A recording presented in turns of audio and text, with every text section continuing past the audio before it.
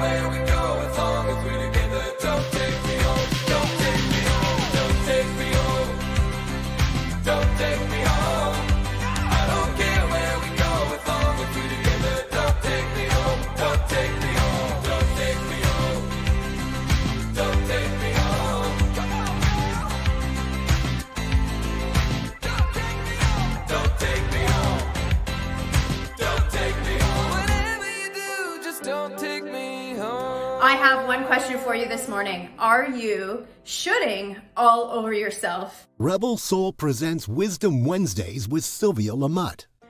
Happy Wednesday, Sylvie here, head rebel at Rebel Soul, and welcome to Wisdom Wednesdays with Sylvie, where I talk about life, personal growth, mindset, and yoga as a lifestyle. So before we get into shoulding and using the word should and why it could be problematic and what we can maybe replace it with, I just want to talk about how I finally got a Kins and Klomp t-shirt. It's only been, 4 weeks, and finally got my hands on this bad boy. I don't know, maybe we could do like a who wore it best and get our photos lined up with each other, and we can get people to vote on who wore their Kins and Klomp t-shirt best. I don't know, I'm really digging this color red on me right now. What do you think? It is Valentine's Day week, so maybe kind of showing off that the red and the color of love, compassion, and kindness.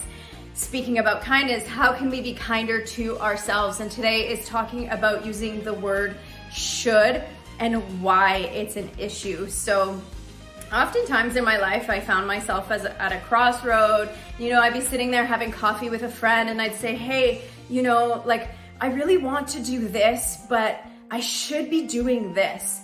And whenever I came up with this language, my friend looked at me and she said, Sylvie, friends don't let friends should all over themselves. And so this is the problem with the word should. We use it in our vocabulary to often insinuate something that we think we need to be doing. So oftentimes I should be going to the gym, I should be waking up earlier. Sometimes it's shouldn't, so I shouldn't be going back to school. I'm too old to start a new career, I shouldn't be doing that. Should. And the problem with should is that it moves us out of, first of all, out of the present state into a desired state.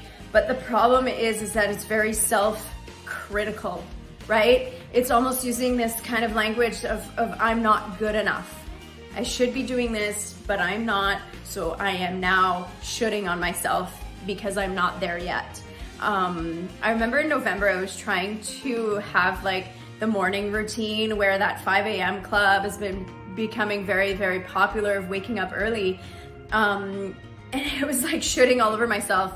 And I wasn't getting up early enough, and I'm just not a morning person. And the reality with my schedule is that I usually work into the evenings. So waking up at 5 a.m. when I'm going to bed at 10, 11, midnight because I've worked that evening is just not realistic. So I kind of let that go. I was feeling really bad about myself because I felt like I should have been doing those things.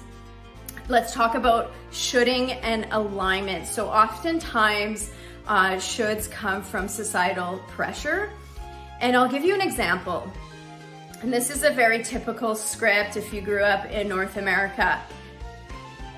Go to school, get your degree, get a job that you'll work at for the next 50 years and die there. Find a partner, get married, have kids, buy that big house with the white picket fence. Amazing if that is in alignment with what you truly want and desire in life. But I found myself in that journey, and I had that good paying job right after I got my degree. Pension, benefits, all those things that I should be wanting, that my parents wanted me to have. But the problem is I was going home every day after work completely miserable. And I was thinking, what is wrong with me? I did all the things that I should have been doing. Why am I not happy? The problem was that it wasn't in alignment with what I truly desire and want for myself in this life. And so it took a long time for me to figure that out. It took a long time for me to figure out what is in alignment with who I am and how I operate, and getting that, office job at a desk for the next 35 years is not who I am.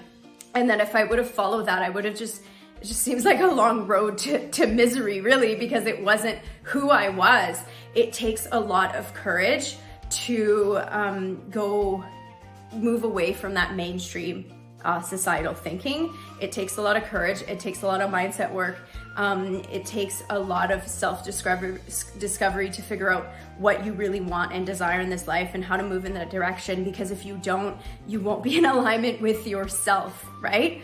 So whenever you find yourself shoulding, that is an invitation to explore a little bit more where that comes from. So 2 reflection pieces for you today is notice where you're shoulding. Notice where that came from, where that ideal that you should be doing this thing, where did it come from?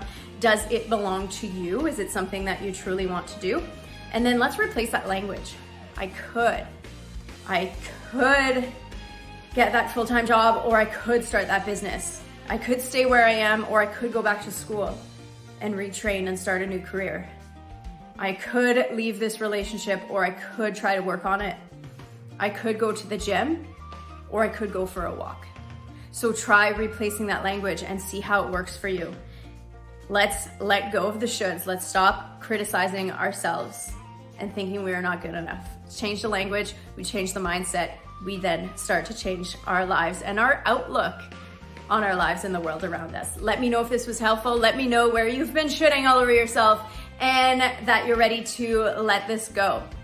I hope you enjoyed this segment. Let me know what you'd like to talk about in the next upcoming weeks. I have a lot of you that are sending me messages of encouragement and inspiration. Thank you so much for doing that. And have a great rest of your week, and I will see you next Wednesday. Ciao, ciao.